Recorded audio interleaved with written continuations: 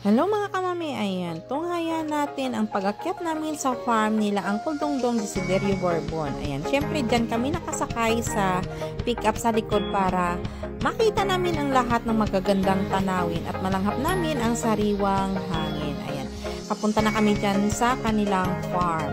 Ayan ang inyong kamami, syempre dyan enjoy na enjoy sa pananaw sa paligid. At ayan na nga, parating na kami dyan, unti-unti na naming nakikita ang lawak ng kanilang mga pananim. Merong eggplant, kamatis, sobrang lawak na kamatis, at syempre ang lawak ng kanilang eggplant na pananim. At syempre hindi pa huhuli ang kanilang strawberry farm. Ayan. Kaya ayan kami ni Prinsipe para makapagpa-picture. Ayan. At syempre mahinog na yan, masyado nang mapula ang kanilang strawberry. Kumbaga pwede nang pitasin, yung iba kasi marami ng mga hinog. At ayan na nga, syempre dahil nandyan na kami for picking kami. Kumuha kami ng kanilang mga strawberry, mga mapupulang strawberry at ang lalaki pa. Sariwang-sariwa kaya ang sarap kumain. At syempre di pa huli si Mamang. Ayan, si Mamang ang bida din sa strawberry farm nila.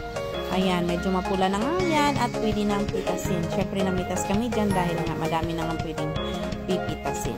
At syempre si Mamang willing-willing makita ang strawberry. Ayan, namitas na nga kami. At syempre, ayan, dahil nga pitas day, para kumbaga pwede na ibenta. Dahil sa dami nga, binibenta nila. Ayan, 4 packing na nga dyan sa dami ng aming napitas. Ayan, 4 packing na yan siya.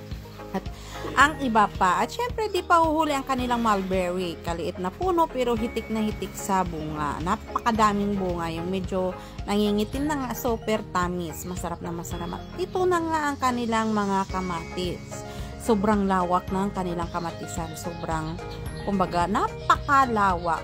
Kaya pag nag-harvest sila, dinideliver din nila sa malalaking pamilihan. At ayan, di pa huli ang kanilang napakalawak din ng mga eggplant. Sobrang lawak ng pananim na yan. Kaya yan, pag nag-harvest sila, grabe, truck-truck talaga para i-deliver din sa pamilya. At ayan, napakalawak ng kanilang mga garden. At ayan, tunghayan natin.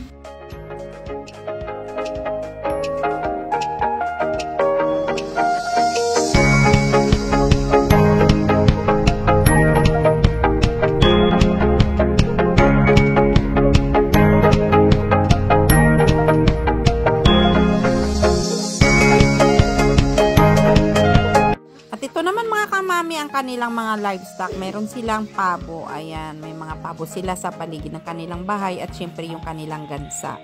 At saka kami ay naglakad-lakad dyan para makita ang lahat ng kanilang, ayan, mga alagang hayop. Meron din silang mga baka, napakadaming baka. O ayan, tunghayan nyo po ang kanilang mga bakahan. At syempre, di pa huli ang kanilang mga piggery. Napakadami nilang alaga para sa kanilang, syempre, bebenta din yan lahat. Ayan. Ayan mga yan, ready for pick up na. At saka meron din pang mga maliliit. Napakadami nilang alaga. At ayan na mga kamami, tunghayan nyo din ang iba nilang garden. May radish at saka kung ano-ano pa. At ayan mga kamami, ang kanilang bahay ng kanilang mga kambing. At mapapasana all ka na lang dahil ang kambing ay may sariling bahay at napakaganda pa.